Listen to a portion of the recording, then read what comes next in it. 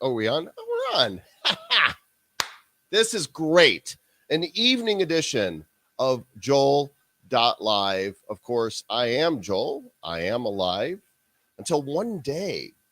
I suppose one day I will not be alive, but these videos will live on for posterity, and people who loved me will be like, he was alive and now he's.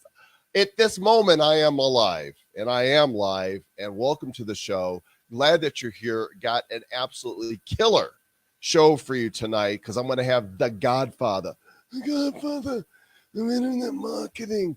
I'm going to make you an offer you can't refuse. He's going to be in the house and going to welcome him here in just a minute. He's waiting in the green room right now, eating green M&Ms because he said he had to have green M&Ms in his bowl. So please share that we are live wherever you are watching from. This video has already been shared to a number of pages.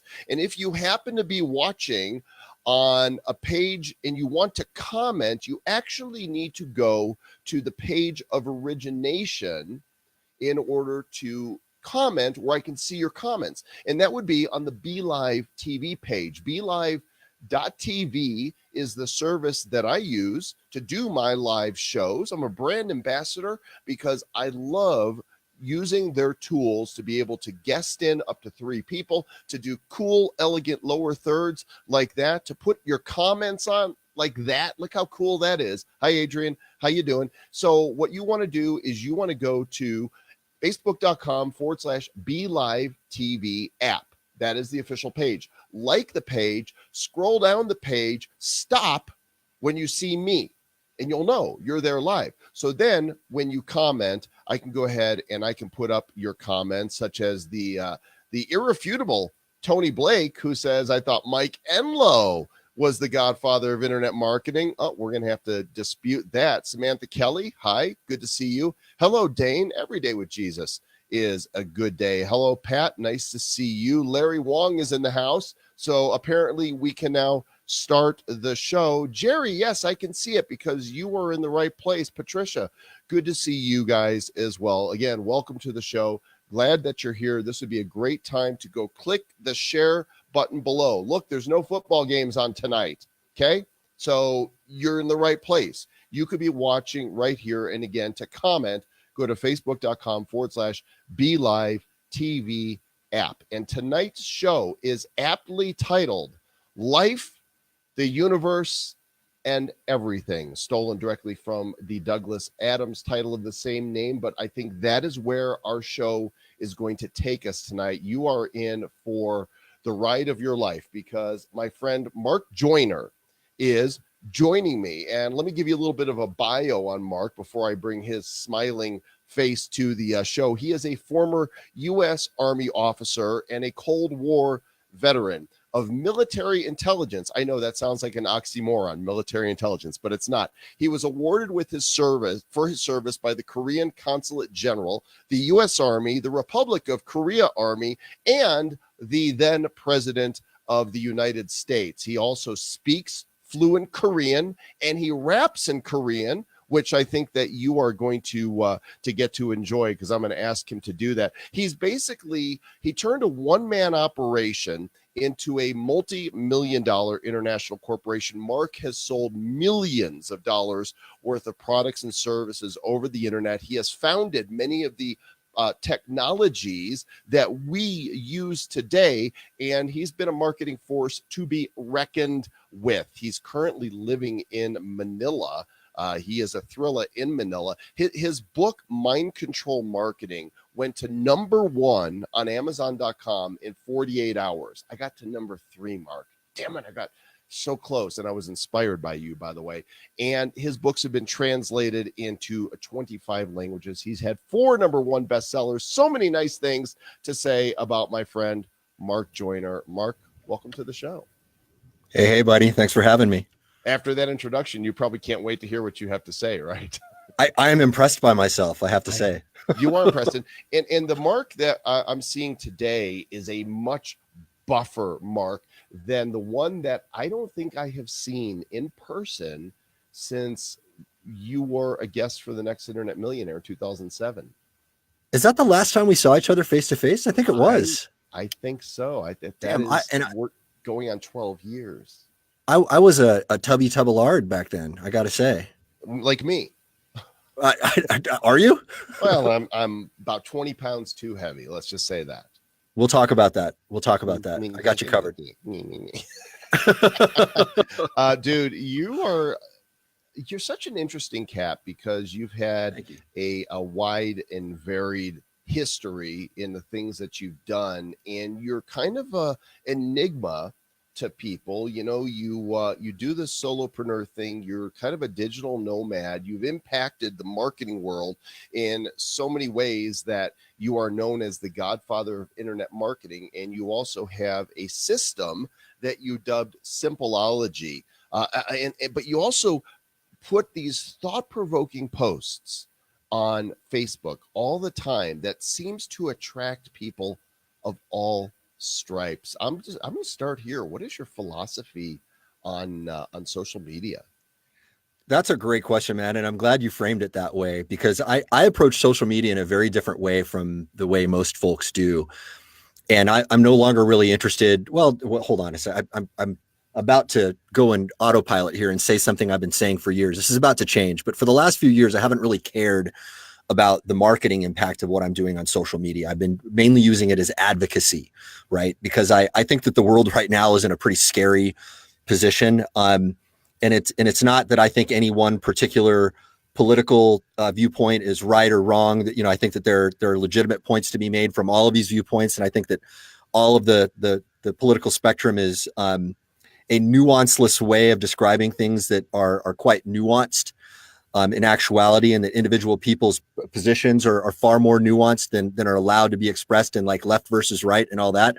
I think the real problem here is twofold, right? The biggest problem is what I call the war of the future, and that's fast-moving technology versus slow-moving governments. I think that's a way bigger problem than any of the political stuff that we could possibly talk about right now, because it is a phenomenon that exists and is not going away, and is probably going to change the world in some fundamentally important ways that we're not. I need you to put some meat on that. Go ahead and flesh that out a bit more, what you just Okay, said. let me make the second point, and I'll loop back around to that. And the second point is that folks just don't know how to think these days. They are, and I'm being general when I shouldn't be, because obviously this isn't everybody, but it is everybody some of the time, right? We are all prey to groupthink. We are all prey to different forms of manipulation. We don't know when it's happening to us. We are not well versed enough in the way the mind works to be able to know, what information out there is designed to sway us to somebody's agenda, and what information is actually trustable. That's one of the main reasons why I post the way I do on Facebook, because I'm trying to be provocative and to get people to think. It's like, okay, you're in a trance right now. I see it. I know it. Anybody who's studied hypnosis and who understands persuasion sees it in you. And by the way, this is exhibited by a lot of the people that I know who understand persuasion quite well. They're still quite susceptible to being caught up in their trances. So I try to snap people out of that. And that's been the sole purpose of me posting the way I post on Facebook, to snap people out of their trances, to get them to be less susceptible to manipulation. And to loop back around to the first point, this is why I think it's so critical in this point in time. I don't think that the governments of the world are doing a very good job of facing the real challenges that we're facing right now. I mean, we're talking about, relatively minor issues when what we face is this. Okay, so anybody who's been following the technological singularity, this was a concept first coined by Werner Vinge. It was popularized by Ray Kurzweil. It has to do basically with an extrapolation of Moore's law applied to everything in technology. And just to be real concise about this, so Moore's law states, in layman's terms, that around every 18 months, computers are going to get twice as fast and half as expensive, right? And this keeps happening every 18 months. Well, we're noticing that trend filter out to the rest of the technological world. So something is happening right now. Everything is getting smaller, faster, more available, cheaper, and more powerful. And what I like to ask people is, is why do you think this is not going to happen to weapons technology? Mm. And when it happens to weapons technology, what do you think is going to happen to government's monopoly of force in the world? Think about that. If the government is not there, it's scary, right? And this is, and a lot, I've been talking about this for a couple decades now, and people are taking me more and more seriously now because they're starting to see it, right? You know, they're seeing the cracks in the system form. And I think everybody's kind of conscious of this now. I mean, we've got all of these populist movements coming about, and I don't think that they're what they're being characterized as in the news. You know, I think there's something far more profound going on than the mainstream news is willing to admit, right? What is you are like, I want to go down this hole and down this hole and down this hole because as you talk, you just bring up more things that I want to question. Finish your statement, and then let's go back to my first question. Well, so the statement was the war of the future is between fast moving technology and slow moving governments. Okay. And I think when the monopoly of force is taken away from the government, what we are going to have is we're going to have a lot of self-organized systems, probably, right? Where people who have access to technology to defend themselves are going to break off. They're going to break away from civilization as we know it. And I think I see a lot of these pockets of technocrats, for lack of a better term, popping up around the world. And I think that that's going to be the organizational structure of the future. What do you mean break off from civilization? You mean go to an island somewhere or go into space, or what are you talking about? Like seceding from society? Could happen any number of ways. So imagine that, and I don't think this is too far-fetched. I think that we're probably just, maybe a decade or two away from this kind of thing. And we can talk about some of the specific technologies that I think will facilitate some of these things. But it's like this. Imagine that you've got a homebrew WMD, right? We have homebrew automatic weapons. You can print them on 3D printers now, right? And then the government's answer to that is well, we'll just prevent the plans from being distributed. Right. Good luck with that, guys. Internet. Yeah, right. I mean, right, because their copy protection measures work so well with media. Right? By the way, Mark, I have a homebrewed WMD. It's right here. and this is my favorite one.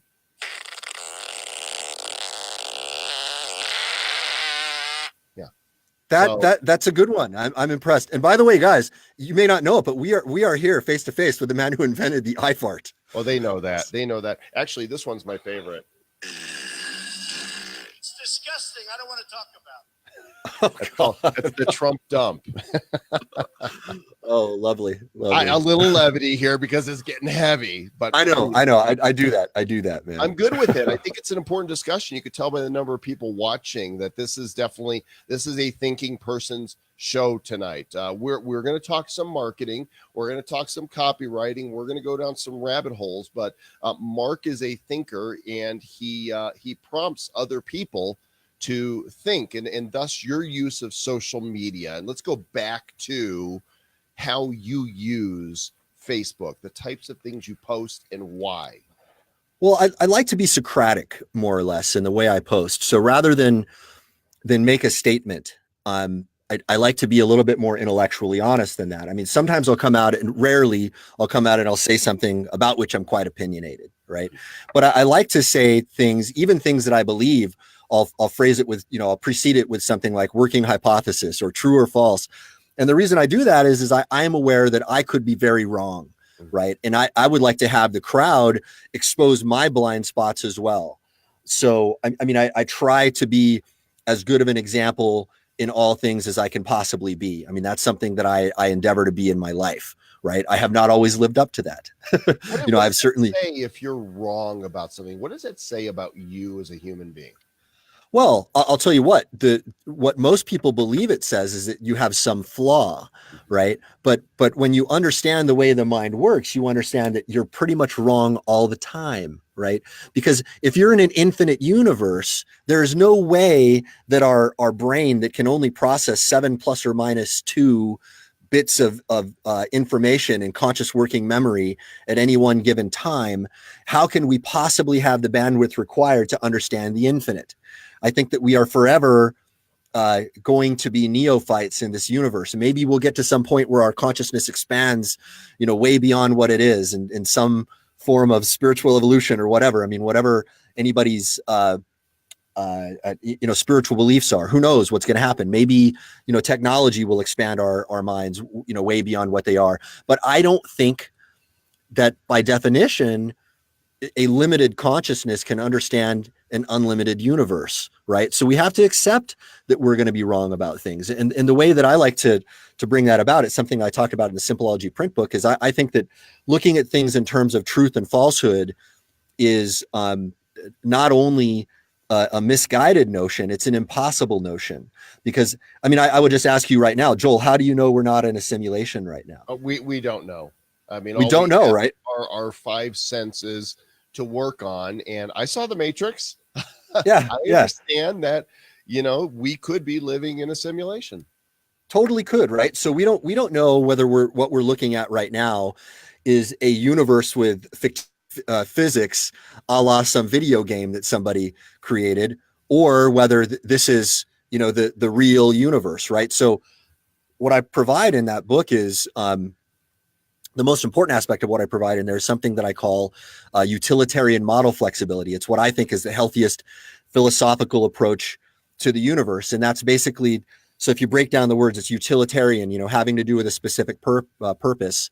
Model, meaning that you can look at the universe through different models. You can, concoct different models of reality. And flexibility means that you can adopt those models of reality and swap them out at will based on what it is that you want to accomplish. So rather than ask yourself what's true and what's false, what's right and what's wrong, ask yourself, what do I want? And what model do I need to adopt to get what I want? And I think that approach is way healthier. It's going to prevent people from, getting caught up in a lot of the stumbling blocks. Like you were asking me, you said, what does it mean if you're wrong? And I don't think it means a damn thing. It just means that you were mistaken in that moment. You're probably going to find out that you're mistaken right now. And probably a lot of the things coming out of my mouth right now, I will discover I was mistaken about. Well, we're all ignorant, right? I think looking in the mirror and going, I'm ignorant is really a healthy thing to do, because when you think of the sum total of knowledge that exists in the universe and realize that what we understand, or we think we understand, in the realm of that, you couldn't even visualize because it's so small. That means we are ignorant about the vast majority of knowledge that's out there, and that's okay. Totally right on. And let me give you an interesting example of something. Maybe it's not okay, right? We don't know. Let me give you something that'll kind of bake everybody's noodle a little bit here, and it'll help everybody understand exactly how complex this can become. So anybody who's been studying the Nano Material revolution knows that something super profound is happening. And I'll give you one, probably the most famous case of a nano material. The nano. Yeah. And then I'll get into something after I explain what nanomaterials are in this one example of a nanomaterial, and I'll explain the broader principle that a lot of people don't get, right? So a nanomaterial is a material that behaves differently from the base elements of which it's comprised at a subatomic level. So for example, the most famous example that everybody knows about now, or at least more people know about it now than they used to, is graphene, right? And I talk about graphene a lot because I think it's one of the most exciting things happening in technology right now. I've been talking about it for like 15 years, and now it's like becoming mainstream. So graphene is basically like pencil lead, right? It's just carbon. But what it is it's a single atomic layer of carbon. So the way people get graphene is they'll take a pencil, and then they'll sketch it on a piece of paper like this, and they'll take a piece of tape, and then they put the tape on the paper and pull it up, and then they get another piece of tape, and they keep having it like that. They cut it in half with another piece of tape, and then stick another piece of tape on and go in half and half and half. Now this was the old way of coming up with graphene. Okay, we're working on better ways to produce it now. In fact, we're looking at potential mass production of graphene, and that's one of the barriers that's preventing this thing from getting out there. Now, what's important about graphene? Well, by the way, I've got a picture of it up here on the screen from a molecular design, what it looks like. That's it. It's the hexagonal lattice, right, that makes it interesting, right? So So here's the thing. All right. So everything that I just said is meaningless to you unless you know what's special about graphene. So carbon, we know, behaves a certain way, in this realm, right? But when you strip it back to a single atomic layer, something very profound happens. It becomes something that is 100 times as strong as steel, but 1/10 the weight. Huh. And it is a room temperature superconductor. Okay, now a room temperature superconductor. We know that anything can be a superconductor when you take it down to 0 Kelvin. That's absolute zero, right? Everything behaves as a superconductor. What that means is electricity will pass through it with zero resistance, and it also, incidentally, generates this massive magnetic field, so strong that it can do things like levitate, a maglev train, right? That's one of the things people are looking at superconductors. Is that how we're going to have flying cars? Is that how that's going to work? Maybe it's one of the potential paths, right? But there's something even bigger than what I'm telling you that's going to bake your noodle, man. You're going to think, okay, maybe graphene will be it. So get ready to have your noodle baked. All right. So, ladies and gentlemen, welcome to the noodle baking hour. Okay, Mark. And you do live in Colorado, right? So I'm just kidding. Yeah, right? There's a lot of noodles being baked here. There's a lot of noodles being baked there. So, all right. So here's the thing, man. A material that's that powerful is going to transform everything. So I'll give you an example of one of the things that we're going to get. So I've been telling everybody for about 10 years now, stop investing so much energy in mobile, right? And here's why. We're going to get flexible displays like this. Your display and what you got there? Keep talking. I'm going to show you. Okay. I was just at CES and I just saw one. Awesome, right? See, it's coming out now and people have it on wrist. It's going to get even better. So what I'm telling people is when you have a substance that's going to allow you to create a full-size computer that you could fold up and put in your pocket, right? There's your computer. Boom, yep, that's the kind of stuff that's coming. Right? And yes, exactly. And that's the basic beginning of what's around the corner right now. So now I would just ask people, if you had the choice between, one of these little tiny screens to type on or a big full-size monitor, which would you choose? Of course, you're not going to pick the 3x5 screen because you're tired of thumbing that damn thing all day, right? You're going to get to a point where you're going to be able to have, this display unfold and you're going to have a full-size display in front of you. Right. Graphene is one of the things that will enable that. At CES, they probably had some graphene enabled technology. Now, foldable displays, that's only one of the things that graphene is going to empower. Again, if we have room temperature superconductivity, we can, finally get the maglev trains that we've been talking about. There's all kinds of interesting things that we can do. You can use graphene to filter water. We can do water desalination with graphene. Now, here's the thing that's way bigger than that. Okay. So that phenomenon that we observed with graphene is but one of the possibilities of the nanomaterial revolution. All right. So what's interesting is that we don't know what other secrets are lying behind the periodic table. So imagine you've got the periodic table here, right? Now we're going to peel back another label and, oh, there's another periodic table. And there's another one. And another one, and we don't know how far it goes, man. When we know that a single atomic layer is going to give us such profoundly different behavioral properties, you're going to tell me that you understand everything about the universe? These guys who are dogmatic about their diets, for example, we figured it out. The ultimate diet for humans is this. No, man, you don't know. Well, this week anyway. Yeah, this week. Exactly. So, yes, go on.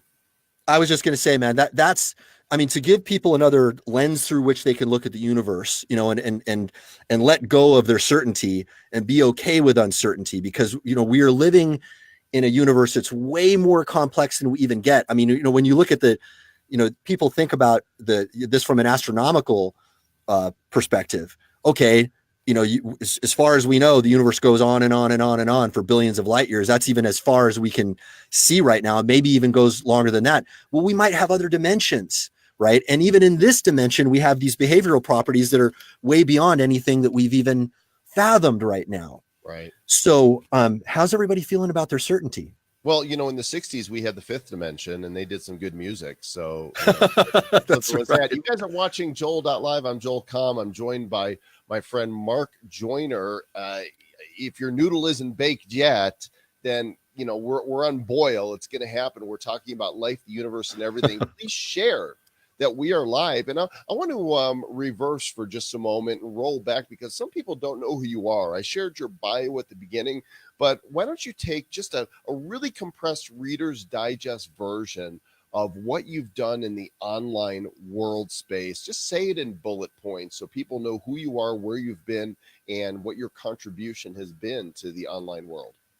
Well, thanks for that. I'll just, give a few highlights. I mean, I was very fortunate in the early days to be at the right place at the right time. I consider myself extremely fortunate in that. I think if I had been born in a different era, or, had even missed the boat by a couple of years, I probably would have missed a lot of the opportunities. It just so happened that, I came to the internet with the right sensibility and, with the right background information. I had read a lot of authors that opened my mind up to possibilities, of the world.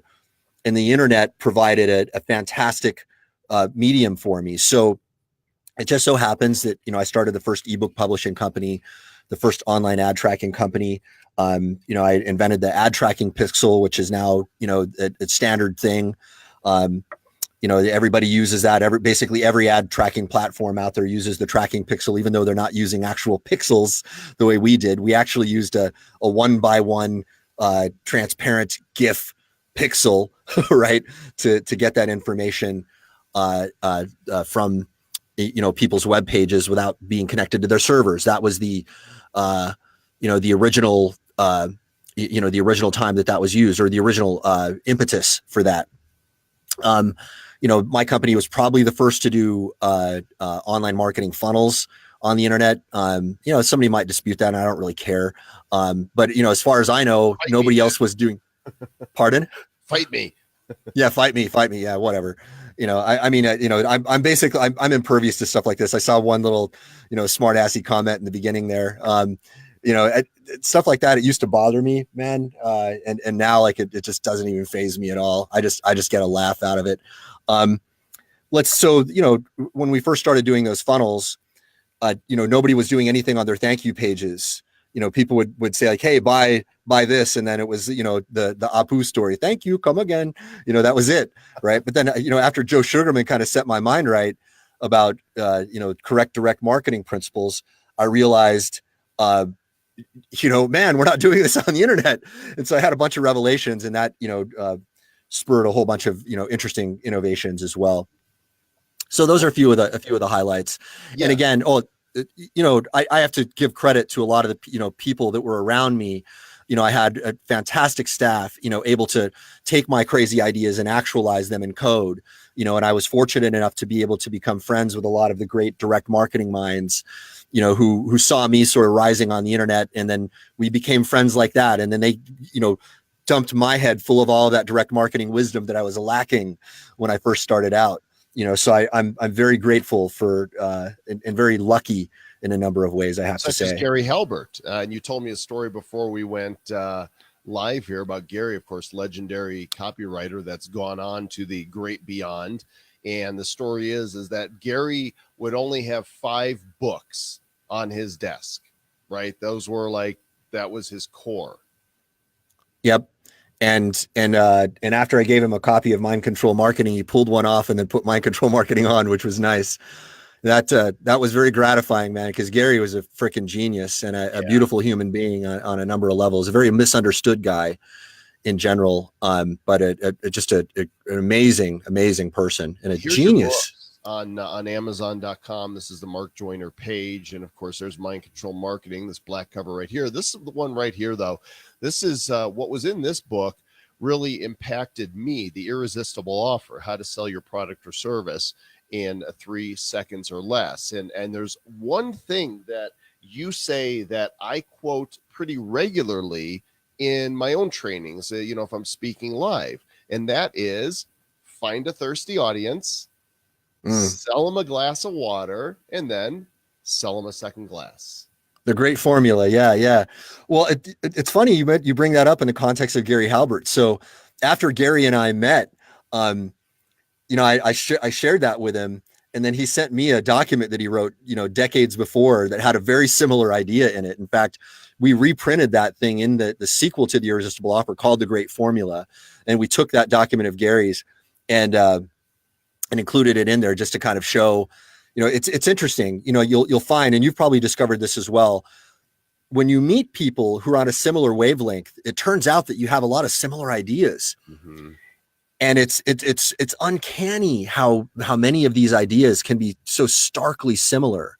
And I think there's something to that, like to get a little bit woo woo. I think that we're, there's probably some kind of a field through which we're all connected. Rupert Sheldrake talks about this notion of morphic resonance, and I think that's probably, he's onto something for sure there. Well, there's nothing new under the sun, right? It's all permutations of that which we have available to us. And proof in this is, when iFart came out, 3 other fart apps were released at the same time. And we're like, right. Wait, somebody else thought of this brilliant.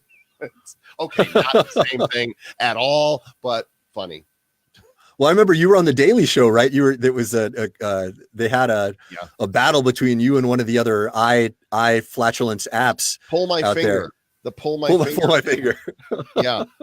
They sued us because they didn't like that we used the phrase pull my finger in the marketing of our app, which really had negligible impact. It wasn't that got our app to #1 and crushed theirs.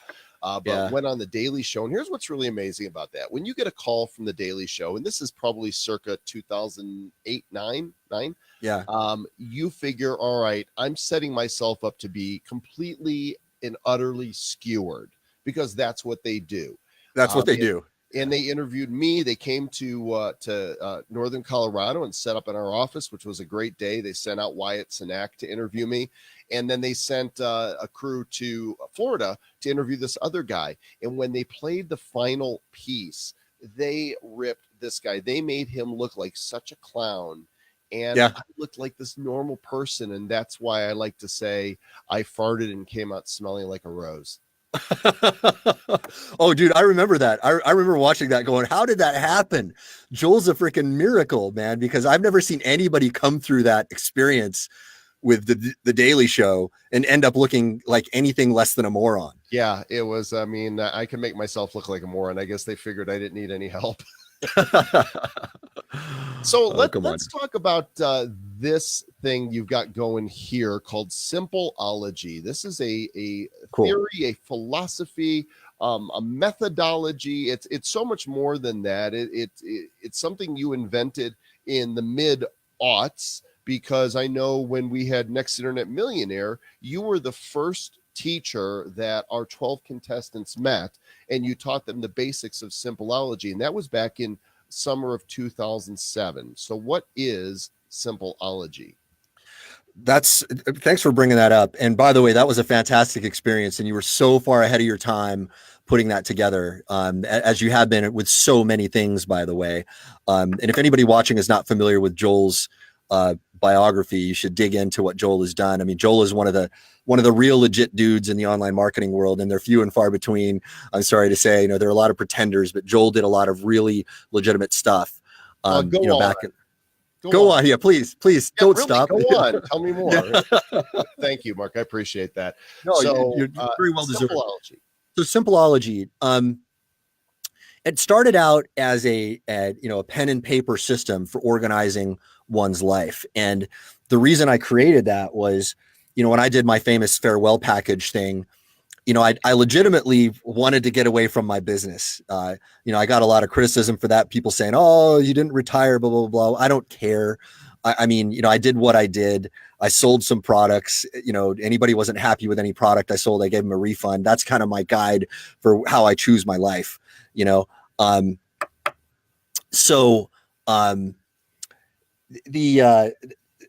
when I pulled back like that, I had a lot of people asking me for help. Some people were, paying me for consultation. Some people were just sending me emails, and I wanted to help everybody, I didn't want to not answer emails, but I was getting literally thousands a day, and I couldn't keep up with it. And I thought, okay, so if I could create some kind of an automated system to help people learn the stuff that I would teach them anyway, what would that look like? And what I started to discover was that people were coming to me for marketing advice, but they didn't really need it. In truth, they had a lot of fantastic ideas. What they needed was to unjack their productivity and actually start implementing those ideas. And there are a number of reasons why people don't actually do the things that they know that they need to do. And Simpleology was a systematic approach to get people to do that. So I asked myself, on the days when I'm my best, what did that look like? And on days when I felt dysfunctional and stupid, what did that look like? And I tried to discern the differences. So I turned that into, a day-to-day process that people could follow to get their brain defragged, so that they could actually have the bandwidth that they have available to them, available to put on the task at hand in the moment at hand, and actually know what it is that they're supposed to be doing and actually slice through all the distractions. And I found that when people do that, they'd get profound results. Like in a couple of hours, they could get done what would take them an entire day or even a week, right? And then over time, this evolved into a software platform. And then we started to apply it to different areas, and we started creating, additional ancillary methodologies that we would tack on to the system. So right now, there's a lot of stuff going on inside Simpleology. I mean, you can manage projects, you can manage your day-to-day life. I mean, you can track data, you can chart out data. There's all kinds of interesting things you can do. But what we tell people is there's only two things you'll ever have to remember. You just have to log in and click do today's training. We take you through a step-by-step training system where we take you from a Simpleology neophyte to a Simpleology white belt, all the way to a Simpleology black belt. And then through repetition, we make you learn skills that will make you more effective on a day-to-day basis. But we do it in a way that instills habits in you. So rather than dump a bunch of knowledge in you and then pat you on the butt and let you go on your way, we make sure that these are actually habitualized, and we build on each individual habit. So in the white belt, we start with the 3 foundational habits of what we know we're going to give people enormous results. Like literally within 2 days, people find that they double their productivity within just the first 2 days of doing it. We habitualize that so that it becomes rock solid. And then we start building on that, and then build on that, and build on that, up until the point where they're able to manage complex projects inside Simpleology. The website is simpleology.com. I've been showing people a little bit about the site, and there's a 30-day free trial. Go right there to the site, first name, last name, email, boom, you can get in and check out this thing that Mark is. I mean, this is a long-term project. You launched it 2005, 6? That's right, man. 2005. So it's been going a good little while now. That is actually the 2004 is the year that I transitioned unwittingly from the being an internet entrepreneur who was kind of quiet, doing my own thing, to being in the forefront, because it was the year I released my first info product, which was my What Google Never Told You About Making Money with AdSense book. And that's nice. Some of you guys, I was doing internet business since 1995, but the IM industry got started without me for some reason. You and Mizell and Marlon, and Corey, you guys were doing this internet marketing stuff, and I was busy selling sites to Yahoo. Right. And Mike Enlow was mentioned there earlier. And Yeah. Mike is one of the guys who also, and I'm great friends with Mike now. It's funny somebody tries to bring that up to be snarky, because if they knew my relationship with Mike Enlow, which is quite warm, they wouldn't be such dicks. But I think he was probably joking around. But who dubbed you the Godfather of Internet Marketing? I think the first person who said that was Matt Gill, and it kind of stuck. And whatever, whether people call me that or not, I don't mind. I think as long as people, yeah. I think it's a different day when they still call upon you for a favor. That's right. Come. That's right. All I care about is that. Go ahead. If people just recognize, things that are unassailable contributions, that's all I really care about. What people label me as, that's their own business. Right. But me is none of my business. Right. Hey, it's the only healthy way to look at it. And it's interesting in relation to us talking about social media. Right. So I was probably one of the first guys on the internet to be attacked by Twitter mobs before Twitter existed, right? There are bulletin boards, where people would go out and make salacious comments about people. Right. And of course, we know now that some of the bulletin board owners were posting under pseudonyms on their own bulletin boards. Of course they were. And and that and that happened. Twitter accounts are all real. Yeah. There's a lot of bullshittery going on in that whole space. And so I was one of the first guys to have that happen to him. And it messed me up. I got to say, it messed my mind up. So well played to the dicks out there, who do that kind of thing.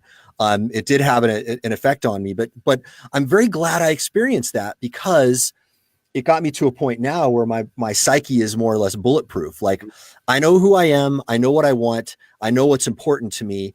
And somebody's opinion, especially somebody who's jaded about something or who hasn't actually accomplished anything, none of that stuff really matters to me. So like recently, I'll give you an example. I posted this video. It was the Mark Joyner 50 at 50 challenge, right? So for my 50th birthday, I did 50 push-ups with my breath held as a fitness demonstration. And most people received it very, very well, right? But then there are a couple of, snarky jerks on there who had their things to say. And years ago, I would have reacted very differently to that. I would have taken it personally. I would have allowed it to get into my mind to affect me in a negative way. But then, I realized at one point in my life, I thought, well, that's what guys like that want. That's what, anybody who's trying to enter into your mind, that is the result that they want to get in you. They want to derail your progress. They're insecure about themselves, so they want to tear you down, right? And so they're not willing to face their own individual problems.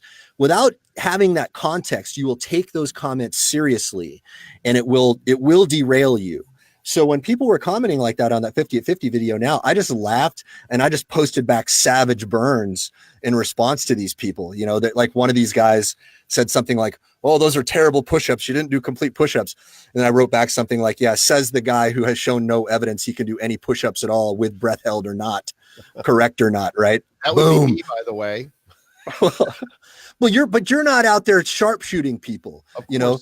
Of course Yeah. not, because that's what children do.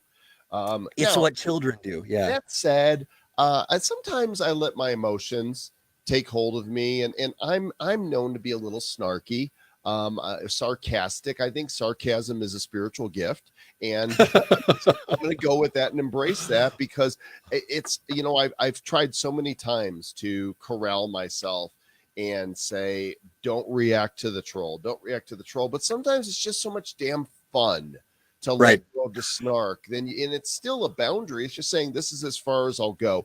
It's when people start calling names and insulting me, legitimately, not playing around, but legitimately being rude and cruel, that I block you and I'm done. And you don't get to come in my house and talk to me like that.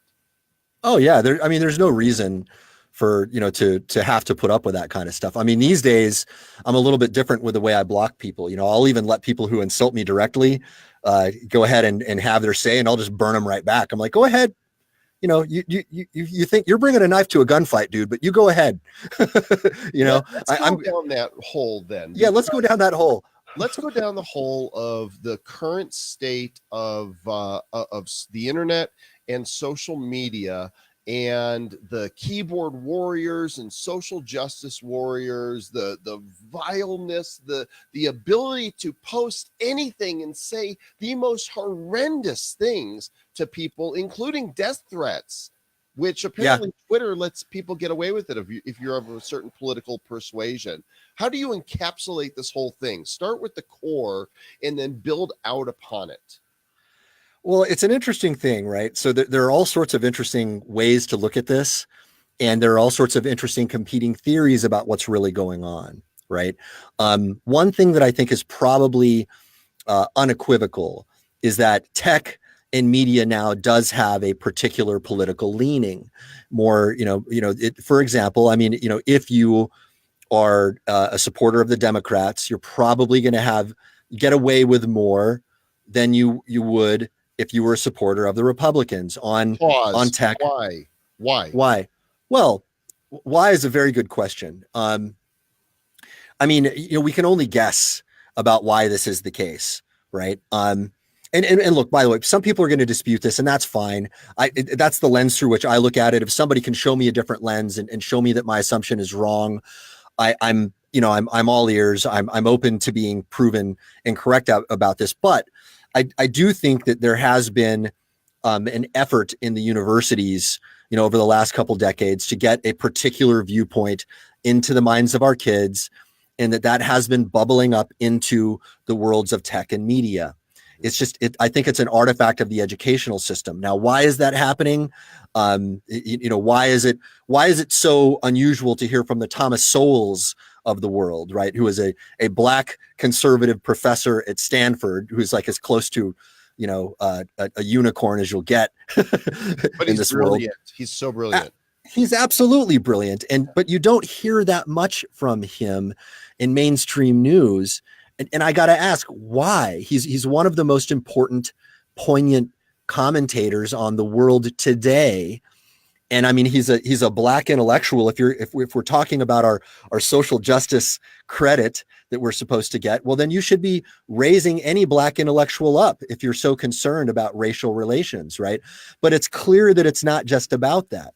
We're not raising up just any old black intellectual. It's a black intellectual or any intellectual who has a particular frame of viewpoint. And by the way, Candace Owens shatters the paradigms. Right. And it's why, Kanye was so vilified, even though I have to say, like, personally, I thought that what Kanye said in the Oval Office, there was more good sense coming out of his mouth in that rant, that unhinged rant, than I've heard come out of most politicians' mouths in years of carefully thought out political stumping. Right. I mean, when a guy gets up there and introduces into the public consciousness the alternatives of like Waldorf and Steiner schools, right, and Montessori as alternatives to the broken educational system that we have now in the United States, I'm saying, I'm sorry, I'm not going to listen to any criticisms of a man who just did that. He brought that into the public consciousness at a higher level than anybody has ever done, probably in history. To me, that was profound. But so why is he vilified when he's making such, clearly important observations and recommendations? Mm-hmm. So let me just back up on this a little bit and say, like, I have friends who are Republicans. I have friends who are Democrats. I have friends from just about every spectrum you could imagine for dissecting people. And I endeavor to be friendly with all of them, right? I want to understand the viewpoint of all of them because it's like what we were talking about earlier. It's altogether possible that my view of the universe is totally wrong. I want to have my life enriched by someone else's point of view. And I want them to allow me to do the same for them. I want us to be Socratic with each other and help, let's help each other raise our collective consciousness. Right. And I think it's also important to have that sensibility because, again, the real issue of what's going on right now transcends what we're talking about politically. I don't think that the politics as we know them right now are going to be relevant when the monopoly of force is going away. It's going to be taken away from governments and put in the hands of whoever that may be. Right. I mean, so basically whoever gets to control AI first is probably one of the most likely candidates for the next hegemony on the planet, right? That's the conversation we should be having. So this is why, while I have my own personal political preferences in certain things, like, I'll just say straight up, my sensibilities are generally libertarian, right? Although I do see that the benefit of having a very strong social safety net. There are a lot of great arguments that have come out of the left, even though I hate that term. Their anti-war arguments have been quite good, although we've had a lot of, anti-interventionist people on the right as well, right? That we've had a lot of great libertarian anti-interventionists who also recognize that it might be useful to have a good social safety net. But with that said, I'm open to anybody's view. I don't care what side it's on. I don't care what label it gets. And I also think that, again, it's yesterday's conversation, right? When technology is going to change the landscape of the way the universe works, when the fundamental dynamics of the planet are going to change because of technology, we got to shift the conversation. JS has a great question here. Do you think we'll see some paid platforms emerge to compete with Facebook, Twitter, etc., to help cut down on fake accounts and anonymous punks? And I'll extend that question to say, and do you think blockchain is the solution? Yes to all of the above. I mean, blockchain is one potential solution, right? Let me just say one thing about blockchain really quick that a lot of people miss. And it's funny that everybody misses this because it's in the very first header paragraph of Satoshi's white paper itself, right? So now those who don't know, Satoshi is a fictitious name. So Joel, I know you're lapping this up. You love this stuff. Bring right? it, man. Come on. Yeah. So Satoshi is the guy who invented the blockchain, invented Bitcoin. Nobody knows who he really is. There's all kinds of theories about who they are. Who they are. It could be a collective, right? We don't know. Could be anarchist, freedom-loving people. Could be NSA. Could be. Yeah.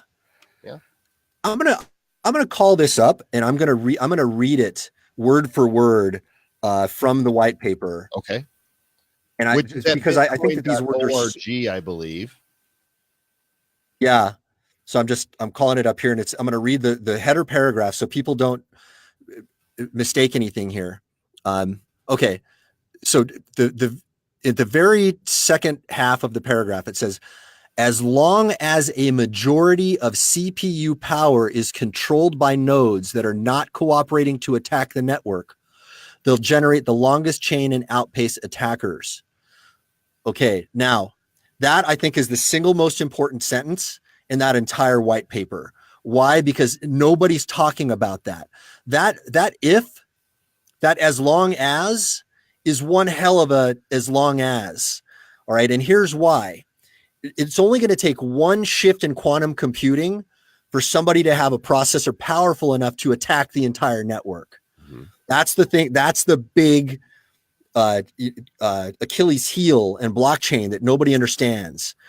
I'm sure you get it, Joel. I mean, you're one of the guys who's forward thinking about all this, but most of the conversation I hear about blockchain does not cover that at all. Right. But here's the, blockchains can be updated and changed and forked. And the notion is that we can extend the hash rate significantly, the algorithms, the depth of what it's taken for computational power to be able to crack the code the same way. So if we have quantum computing that can crack the code, hack it, we also have quantum computing that can make it more complex.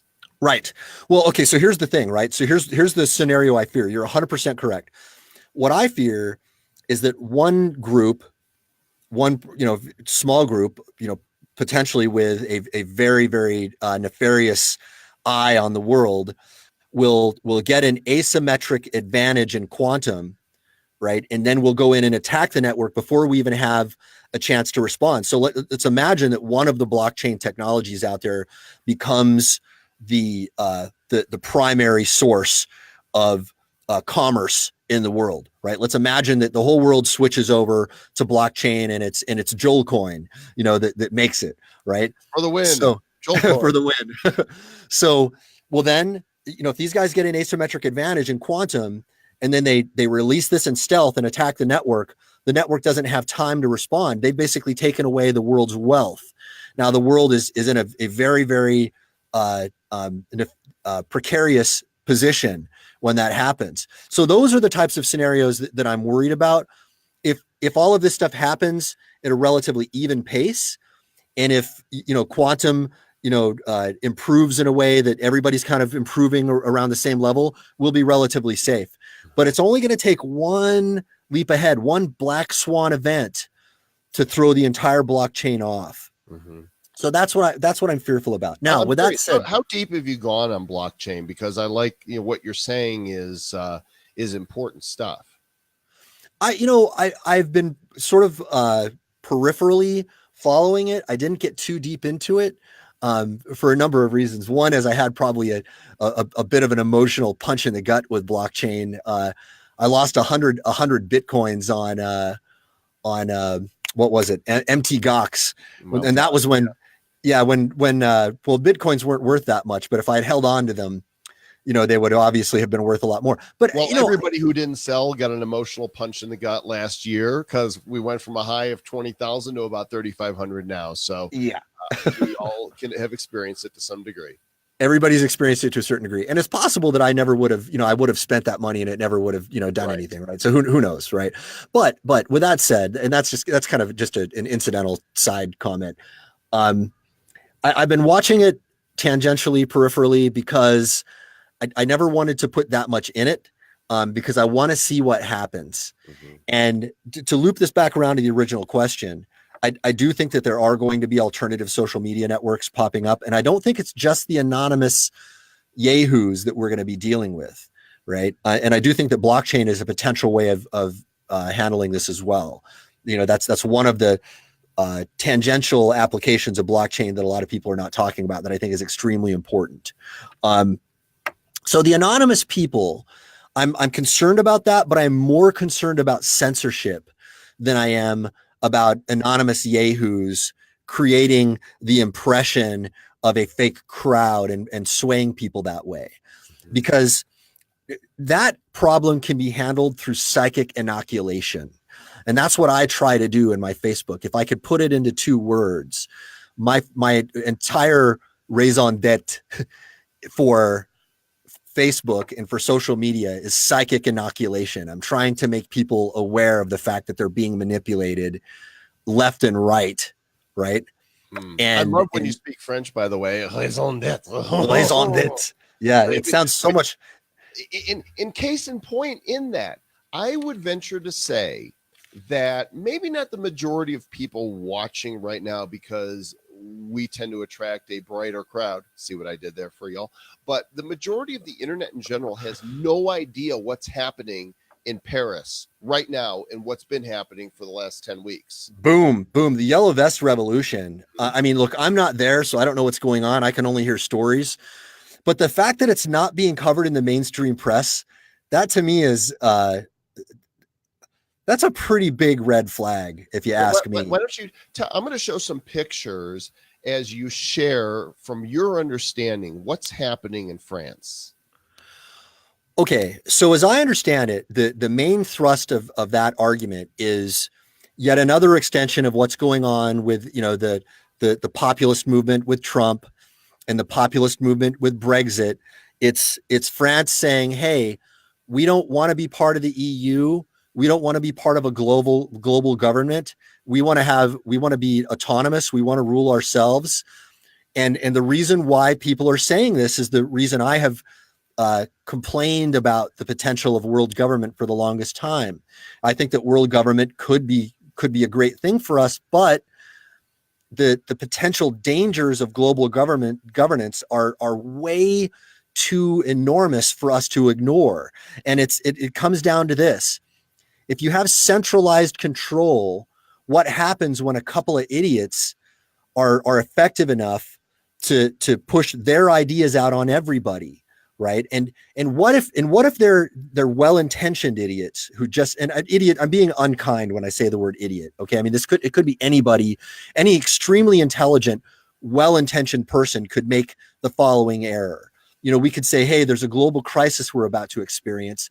The whole world needs to do this, right? Whatever. And under this, insert something that sounds good on the surface, but ends up being stupid. So for example, if you look at Mao's Great Leap Forward, okay, so you could create a very strong argument for Mao being the greatest mass murderer in history.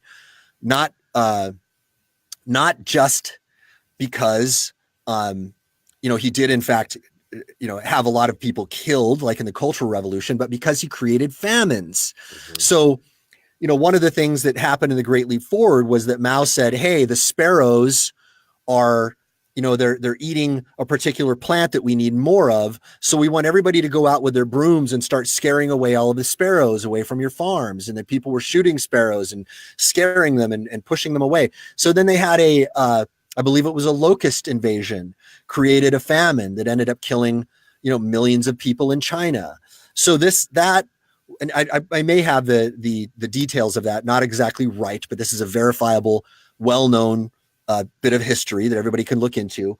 That to me encapsulates the the real danger of global governance.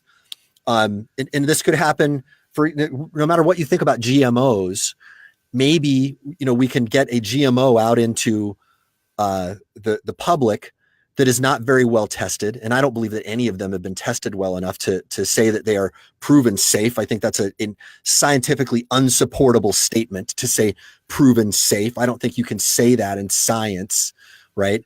But I think that it's very possible that somebody could create a GMO, for example, and then a global government could say, hey, look, we need to get this seed out there to the whole world because it's the only thing that we're going to be able to do to stave off famine across the world. So everybody is now required to use these GMO seeds. That's one way that a perhaps well-intentioned person could destroy the entire civilization, right? What if we find out 15 years later that those genetically modified organisms create a mutation, right? And that mutation destroys everybody. Let me give you an example. If there's a paper in India that showed that genetically modified corn was fed to pigs. Now, that genetically modified corn was designed to pump out small levels of a toxin, right? An insecticide. Well, when pigs were eating that corn, the genes that were responsible for pumping out those toxins would get transferred into the bacteria of the microflora of those pigs. And those pigs were then pumping out insecticides in their guts for the rest of their lives. Okay, so anybody who tells me that GMOs are proven safe, I gotta question the scientific basis on an epistemological level of that statement, right? So this is why global governance scares the crap out of me. And I think that kind of thinking is what is informing the yellow vest people. It's what's informing the Brexit people. It's what's informing, whatever you think of Trump. A lot of the folks who follow Trump are doing it because they have populist sensibilities and they don't want to be beholden to a global governance. And let's talk about one story in closing that I think really reflects this notion that media is broken. And the story we'll reference is the one that just happened yesterday. Of course, by now everybody recognizes this photo of the boy smirking, wearing the red MAGA hat at this Native American veteran. And what happened as a result of this was that the mainstream media went viral with the story saying that this boy and his friends were being racist and disrespectful to this veteran. What do you think of how the media handled this story? Well, it was quite typical. It's great you bring this up because you and I were in fact talking about this on Facebook. And Joel, by the way, hangs out on my Facebook a lot, which is great. I love your comments and I have a lot of super smart people in there commenting. And one of the things you brought up was that you pointed out to me that whole thing was mischaracterized. And I didn't even know. All I had seen was the little clips that people had been posting, which were, the smug looking kid in the face of a Native American man. Now, the media in general went out and basically vilified these young kids, talking about how horrible they were, but they did not show any of the original context. And in fact, they even stripped some of the context in a way that I think is egregiously indicative of their intentional malfeasance. And I'll give you an example. So right before those guys came in, or that little altercation occurred, there's this group called BNI, the Black Nation of Israel. And these are folks who believe that the real true Israelites were black from Africa, and that the real Jews of today are the real Jews, and that the folks who call themselves Jews now are fake. Now, this is their belief. I'm not saying this, okay, just to make sure everybody's clear on this, right? Now, the BNI guys were saying some really, really racist stuff. Which we won't repeat here. It was horrible. Yeah, there was some really, folks can look it up, some pretty horrible things were said. And they were going against the students that had the MAGA hats on and saying horrible things to them, calling them horrible names. And then the Native American guy got in between them and started, pounding the drum. And then what they don't show is they don't show the Native American guy approaching the kids, right? So what the news media said was the kids surrounded these protesting Native Americans, and that the BNI guys who were there, they said there were some black folks there who were preaching the gospel. Mm-hmm. So and the kids were chanting "Build the Wall." Right? Yeah. So I mean, what they did is they took caricatures of everyone, right? They took a negative caricature of the kids and a positive caricature of the other folks, and then they fit it into the narrative that they want everybody to believe. And here's what happened. What happened is what happens all the time with this. Everybody retweets the little snippet of reality that they see that has been curated to form a particular perception of reality. Now, as a guy who is a veteran of the intelligence community, I can tell you that, very matter of factly, and as a guy who has consulted for politicians and corporations who go out and do things like astroturfing, there are deliberate efforts in the world to make you believe certain things. Okay. And if you think that's conspiracy theory, I'm sorry, it's not. Okay. You're not sorry. That's just reality. It's demonstrable. It's provable. It's undeniable. I'll give you an example of what people, some of the history that people don't know. Now, this is something that came out through the Freedom of Information Act. It's now declassified. It was a CIA operation that most people are not familiar with. It's one of my all-time favorites to help people understand the real historical context of what's going on here. So if people think that this media manipulation stuff is new, I mean, I got to tell you, it's not even anywhere remotely new. Miguel Alvarez just said hello there. That was awesome. Miguel Alvarez is another old timer from the old days of online marketing, the owner of copywriting.com. Great dude. So first off, we can go back historically and look at the yellow press, right? I mean, it goes back at least that far back. I think it goes further back than that. And the yellow press was William Randolph Hearst, vilifying certain ideas and certain people based on agendas that he wanted to put forth, right? That's very well documented now. We know that William Randolph Hearst was using his media empire to create certain impressions of reality. That's unequivocal. I don't think anybody could argue. I mean, I think that the evidence of that happening is so, I don't know of anybody who disputes that legitimately. Now, the Freedom of Information Act declassified incident that I want to tell everybody about is something called Operation Ajax. Now, what a lot of people don't know about Iran is that before the Islamic Revolution, we had somebody called the Shah in power, and that most people can go back that far and know that. But what they don't know is that before the Shah, Iran had a democratically elected leader named Mohammad Mossadegh, and British Petroleum was mining all of the oil in Iran, and Mossadegh got the notion that, hey, maybe we should nationalize it and take it away from British Petroleum so that we can earn all the money ourselves because they're not giving us that much money. So Great Britain went to the United States and said, hey, we need to go to war with Iran because they're going to take away those oil assets. And the United States said, no, we don't want to go to war, but what we'll do is we'll send in the CIA. Now, by the way, guys, this is you can Google this. Just Google Operation Ajax. Everything I'm telling you is verifiable. There are FOIA documents that you can get to show that this is true.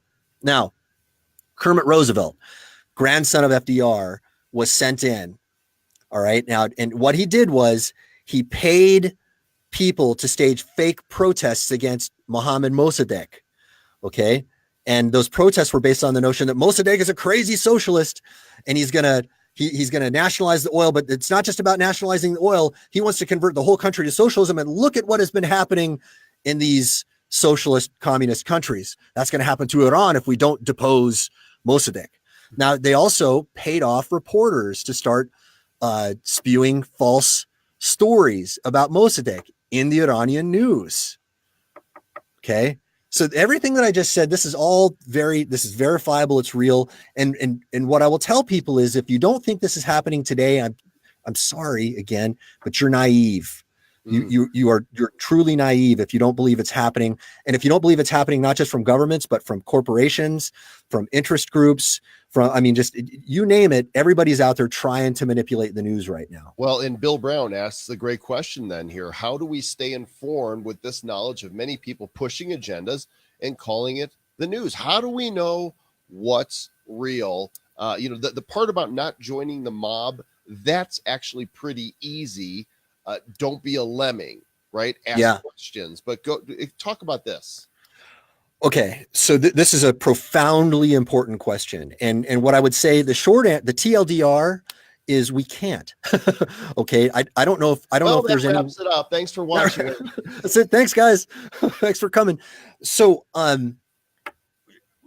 ultimately, we can't, right? But what we can do is we can inoculate ourselves to the BS. We have to understand that what we're watching on TV, whether it be from the left or the right or whatever, almost all of it. And by the way, I think that CNN has become for Trump and MSNBC has become for Trump what Fox was for Obama. Whatever one thinks of Fox, they did some pretty unfair things to Obama. Like, Obama, does a fist bump with his wife and they go, what is this, a terrorist fist jab? Stuff like that. I mean, come on, man. It's just ridiculous stuff. But no matter what we're watching, we got to understand that those people have an agenda. There's an agenda, and they're shaping information to support their agenda. They're wanting you to believe a version of reality so that you make decisions based on that. You adopt their version of reality, and then you start making decisions based on that new version of reality. And they think very deeply about how to do this. Okay, they ask themselves questions like, to get people to behave this way, what do they have to believe? What do they have to think? So what you got to do is you've got to look at yourself and you've got to ask yourself, am I credulous to everything that confirms my bias? So for example, I catch myself doing this, right? Like I see something that's an example of the media doing something egregiously wrong, and I want to raise my hand and go, see, the media is lying to us. Well, I got to catch myself because sometimes the media gets it right too, right? So I've got to be really, really diligent about my attempts to be intellectually honest and question what I know, question what I believe, and do it on a day-to-day basis. And that's all I can ask anybody else to do. But you've got to arm yourself with certain skill sets. This is why I reprinted or republished Mind Control Marketing. I took it off the market because I was like, man, I don't know if I want to get these ideas out there. But now I realize that people need to know this information because it's being used on them. And it's the only way you're going to be able to navigate the world is by understanding persuasion. Okay. I actually thought that was my final question, but I'm going to ask one more. I want to respect your time, and you've already more than over delivered. And this has probably been the longest show I've done in a long time because you've been so excellent. Thank you. And I'm going to go out on a limb, and you can choose to not answer if you want. Okay. But for 2 years now, the mainstream media has been harping on, along with the Democrats, about Russian collusion, implying that the Trump campaign and the RNC colluded with the Russian government to influence the election. I want to know what you think of what you believe based on the evidence you have now 2 years in. What do you think really happened? I'm glad you went there, dude. I'm not afraid of that question at all, and I'm happy to tell people my thoughts. Okay, then do it. And just so you know, Mr. Travis Wright is now here, and he's listening, and he's awesome. Paying attention. So I don't think. Okay, so first off, I think that a lot of people's notions about what happened are based on them collectively adopting incidents incorrectly. So for example, a few days ago, BuzzFeed published this article saying that Michael Cohen was about to testify against Trump and say that Trump directly ordered him to lie, right? Now, within a span of 24 hours, the news media was parroting the article and being like, this is it, impeachment. They were spazzing out about that article, right? And taking it very seriously, even though none of them had corroborated the story, right? Not a single one of those outlets had independently verified the story, not a single one. But then a day later, Mueller, the special counsel, comes out and says, we're disputing this story. What they're saying is it's not characterized correctly at all, right? So what I think is going to happen is a lot of people are going to remember the story of like, oh, BuzzFeed said that Michael Cohen is going to testify. Trump ordered him. They're going to remember that, okay? Because this is another little trick that the media does a lot. You know, they push up a BS story and then they do a retraction, but the BS story was really, really loud. The retraction's really quiet. And they go, well, we post retractions all the time. Page 19. Yeah, page 19. We right? were wrong. Anyhow, in other news. Yeah, right. Yeah, they act like the wounded eagle, but they know exactly what they're doing, right? So the reason I bring that up is I think that a lot of the notions about what happened with Russia are people conflating lots of stories that were later proven to be like, you know, a lot of it was speculation. None of us really know what was going on, right? You know, so what I'll say is this: if Trump was really colluding with the Russians and he has, you know, negative intentions about the country, of course, we need to get rid of the guy, right? Of course. I don't think anybody would dispute that, right?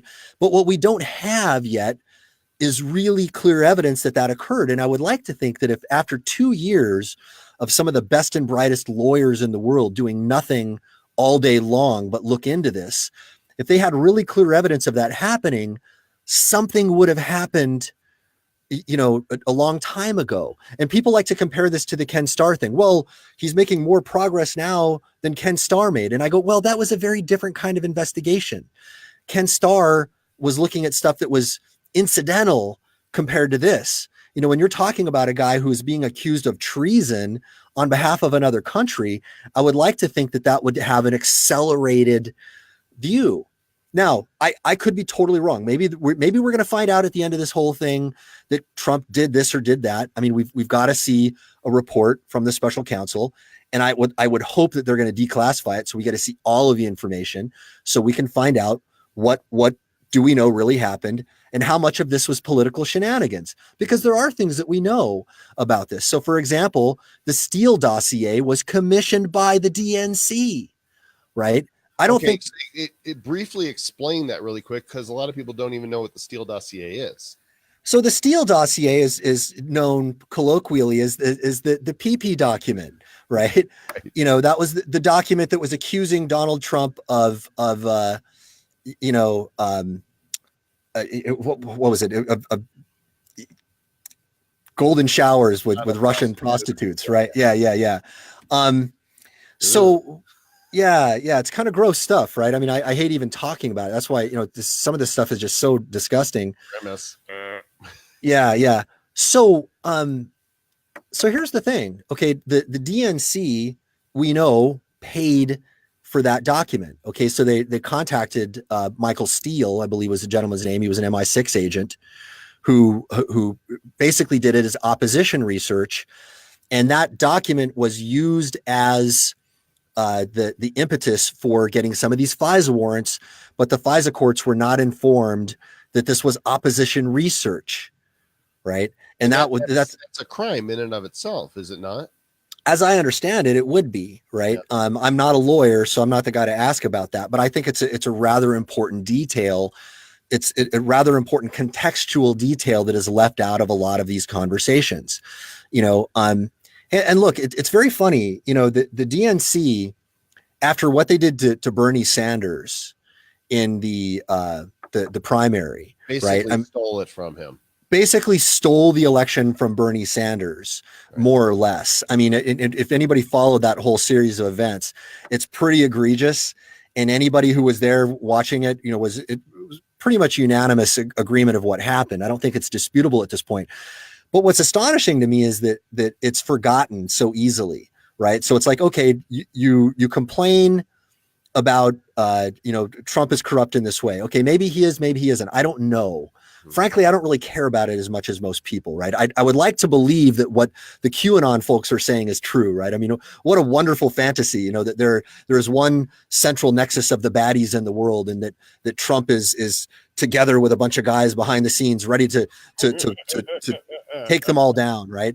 That would be what I don't think anybody would dislike that, right? It's like, oh man, hey, if that's true, I'm going to forget all of my political leanings and be like, yeah, that's great. There's some evil people in the world. These guys are going to get rid of them. We don't know whether or not any of that's true. Right. Q. Maybe not. Who knows? Maybe not. Right. But to be able to act like the DNC is full of a bunch of, wonderful, kind people who aren't doing nasty stuff as well, and to pin it all on like, oh, these guys are bad. And the right does this just as poorly. I mean, they are just as accusatory of the left, right? And this is the thing. Maybe a lot of this is just some dog and pony show to keep us all distracted from the really important stuff that's going on. I mean, we're like batting at the ball, Yeah, and that's it. And you'll notice that the things that we're batting the ball about are things that are relatively unimportant, and are things that should not be elevated to the level of public discourse that they are right now, right? So, when we turn a BuzzFeed accusation into something that is a national level conversation, and not just a BuzzFeed accusation, but an uncorroborated BuzzFeed accusation, right? When we do that, and that becomes the basis of the public discourse, I think we're in need of some serious reflection as a species when we allow that to happen, because we are allowing it to happen. We are allowing it by not engaging each other in a healthy way, by calling each other snowflakes and libtards and this and that. And we have all these names for each other that we're calling each other. We're saying these horrible things to each other, but we're all on the same team, man. We're all on the same team. And we're not talking about stuff like, hey, the Federal Reserve has only been audited once in its entire history, and it was only a partial audit.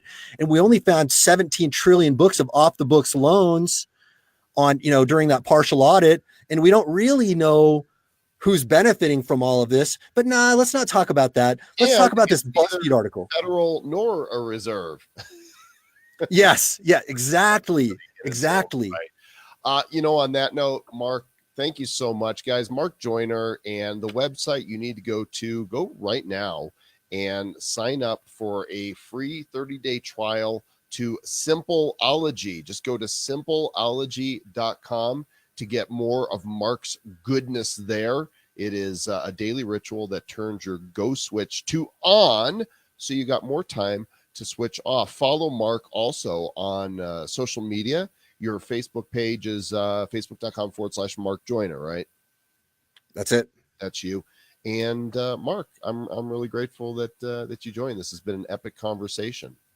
Actually, quick correction. So if /official Mark Joyner, and then /Mark Joyner personal. Mark Joyner personal is my personal page where I get into more political stuff and like advocacy and stuff like that. Official Mark Joyner is more of like my business stuff. So great. If you guys want to partake in either of those. Personal is the one where all the entertaining questions, the thought-provoking things. That's it. That's the one folks enjoy more, I think. Mark, I'm going to close out and drop you into the lobby, but stick around for just a minute, okay? You got it, brother. We're offline.